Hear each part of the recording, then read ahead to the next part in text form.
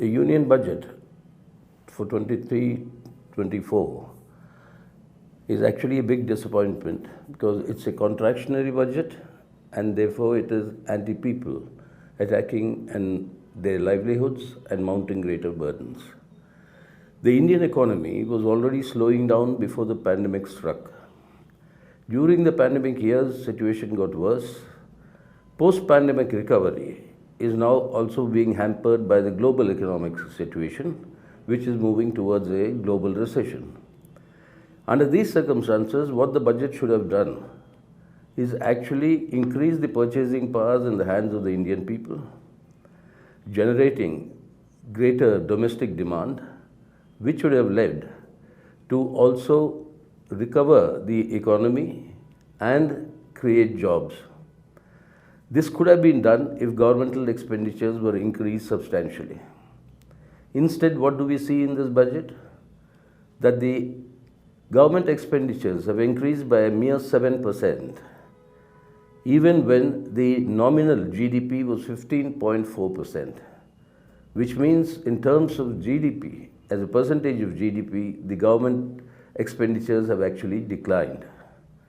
This apart, you also have a situation where allocations that would have increased people's welfare, boosted domestic demand, to allocations to these sectors have been substantially reduced.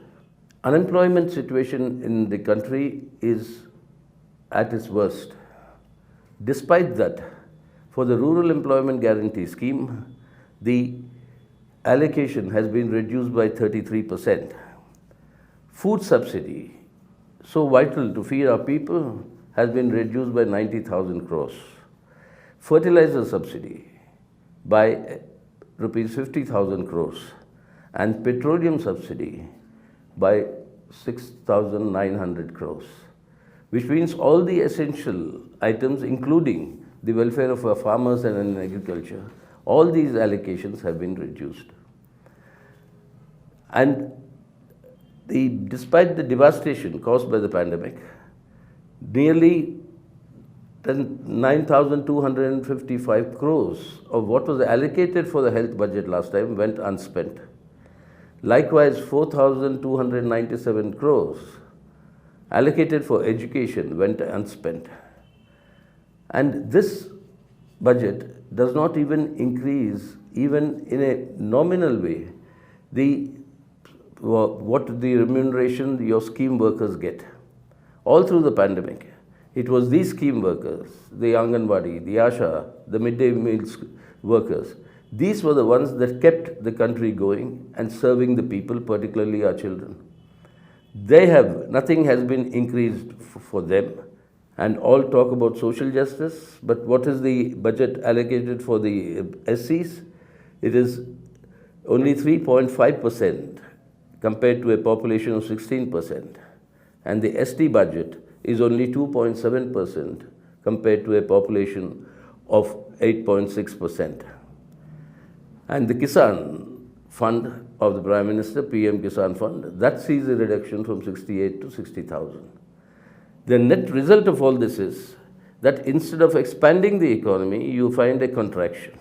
And at the same time, there's a concerted attack on fiscal federalism, and that is the rights of the states, and their resources are continuously being squeezed.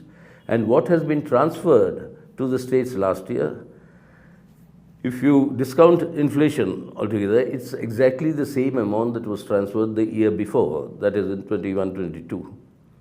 So given all this, it is clear that attacks on federalism, contraction of the economy, at the same time, more concessions to the rich.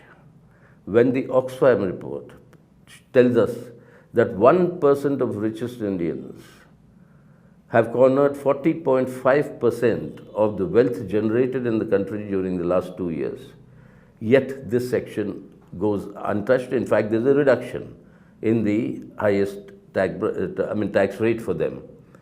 So with this sort of a situation, the condition of the people are bound to get worse in the coming year. And at the same time, the economy is going to contract further. Yes, there's been some relief to the salaried class when the income tax exemption has been raised from 5 to 7 lakhs a year. But this will be more than offset by the rise in prices as well as cuts in social sector expenditures, which means everybody will have to pay more for every essential need, including health and education.